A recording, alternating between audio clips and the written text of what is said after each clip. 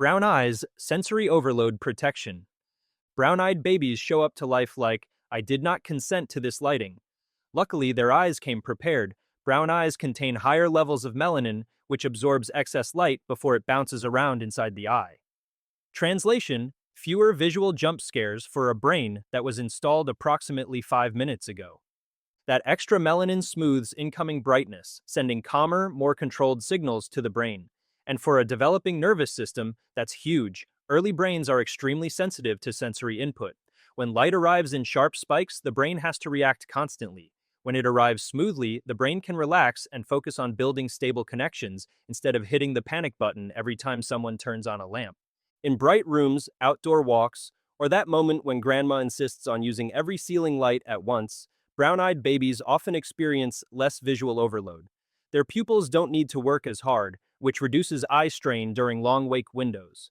Less strain means fewer sensory meltdowns triggered by light changes. And yes, that helps everyone sleep better.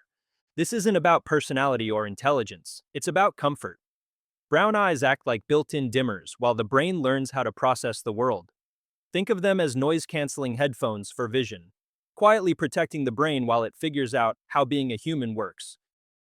Blue eyes, high sensitivity alert mode. Blue-eyed babies enter the world with their visual system set to motion detected.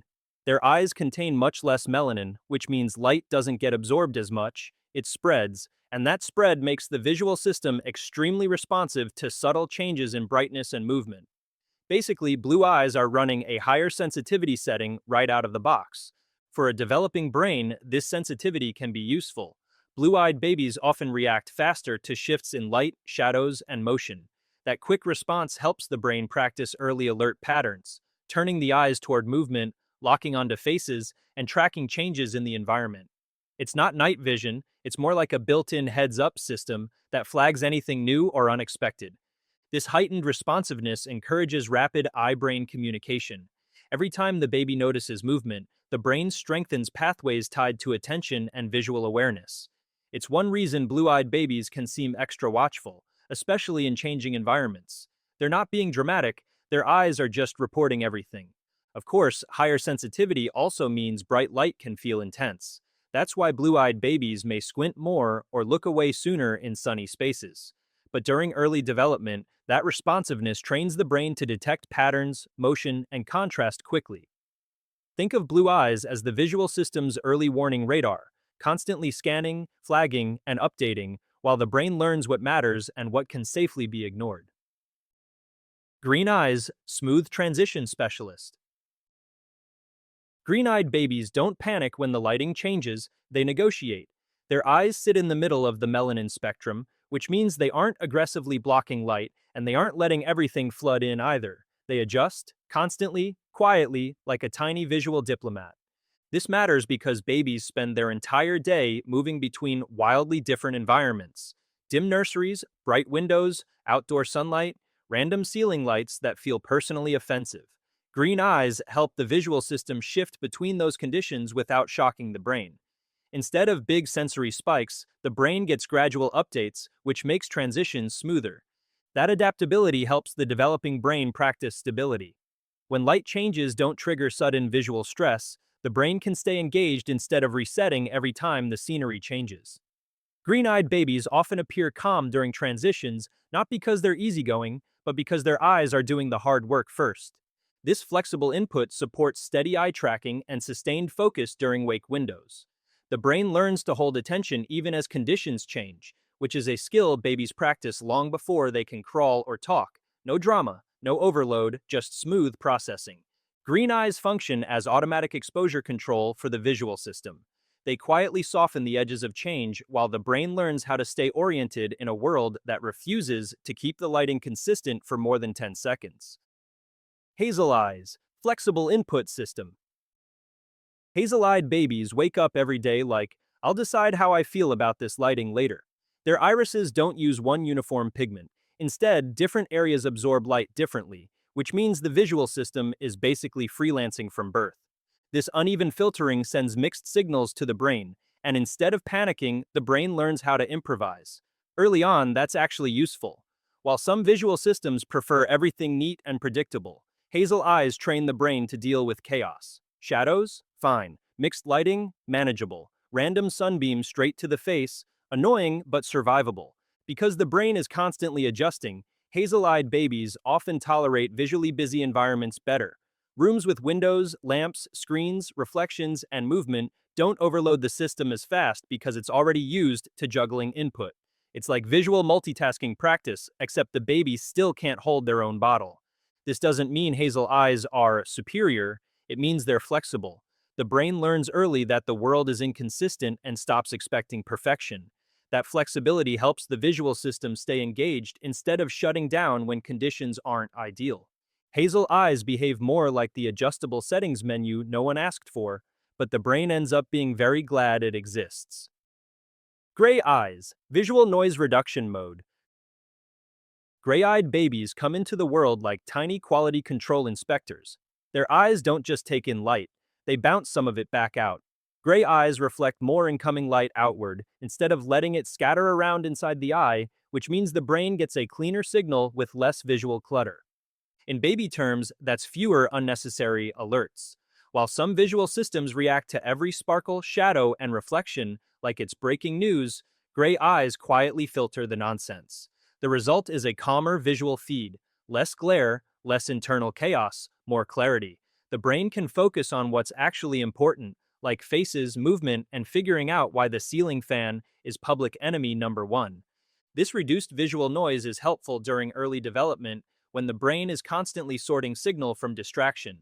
A cleaner input stream makes it easier to build stable visual pathways without being overwhelmed by background junk. Think fewer pop-up ads, more main content. In busy environments, patterned rugs, bright toys, reflective surfaces, gray-eyed babies may appear less bothered, not because they're unfazed by life, but because their eyes are doing some behind-the-scenes cleanup first. The brain gets fewer mixed messages and more usable information. Think of gray eyes as a built-in noise-canceling filter for vision. Not flashy, not dramatic, just quietly making sure the brain doesn't have to process every single sparkle like it's a crisis. If this is clicking for you, subscribe for science-based parenting insights that actually explain what your baby's body's doing. Light eyes, early pattern spotters. Light-eyed babies don't just stare into space for fun, they're scanning. With less pigment in the iris, more light moves around inside the eye, which can enhance sensitivity to edges, contrast, and motion. The result is a visual system that's very good at noticing when something changes. This makes light eyes surprisingly good at early pattern detection. High contrast shapes, moving hands, bold outlines, and black and white cards suddenly become extremely interesting. The brain starts linking shapes, edges, and motion earlier, even though the baby has no idea what any of it means yet. They just know something moved and that feels important. This sensitivity encourages the brain to practice organizing visual information. Every time the baby locks onto a contrast or tracks movement, neural pathways get reinforced.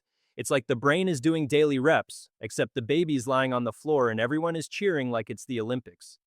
Of course, the downside is that light eyes notice everything. Bright light, sudden flashes, or dramatic shadows can feel intense, which is why light-eyed babies may turn away faster in sunny spaces. But that same sensitivity helps the brain learn how to sort relevant patterns from background noise early on. Think of light eyes as the visual system's highlighter pen. They underline what stands out while the brain figures out what's worth paying attention to and what can safely be ignored. Dark eyes, environmental endurance mode. Dark-eyed babies come into the world already overprepared. Their eyes contain dense pigment, which means they're designed to handle a wide range of environments without constantly complaining to the brain. Bright sun? Fine. Shade? Fine. Indoor lighting that feels aggressively unnecessary? Still fine. That heavy pigment makes dark eyes especially good at maintaining visual comfort across changing conditions. Instead of needing frequent adjustments, the visual system stays steady. For a developing brain, that consistency is useful. Fewer dramatic shifts in visual input mean the brain can stay focused on learning rather than constantly recalibrating. This endurance shows up during long days with lots of transitions. Stroller walks, car rides, stores, windows, screens, back outside again. Dark eyes keep the signal stable through it all. The brain doesn't have to reset every time the scenery changes, which supports sustained visual engagement during wake windows. Dark eyes also help limit long-term exposure stress. They reduce cumulative strain from brightness over time, which is helpful during months when babies spend more time alert and visually active. It's not flashy, it's reliable. Like a visual system that shows up, does its job, and doesn't ask for praise. Dark eyes work like all-terrain tires for vision. They're not here to impress anyone. They're here to get the brain through whatever environment the day throws at it, smoothly, quietly, and without unnecessary drama.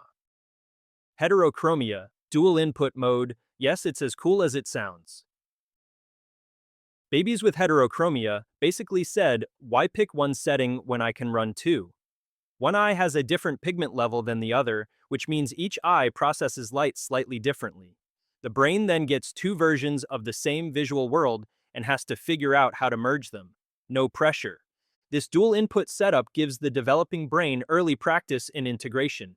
Instead of assuming both eyes will behave the same way, the brain learns how to balance mismatched signals. One eye may be more sensitive to light, while the other filters more aggressively.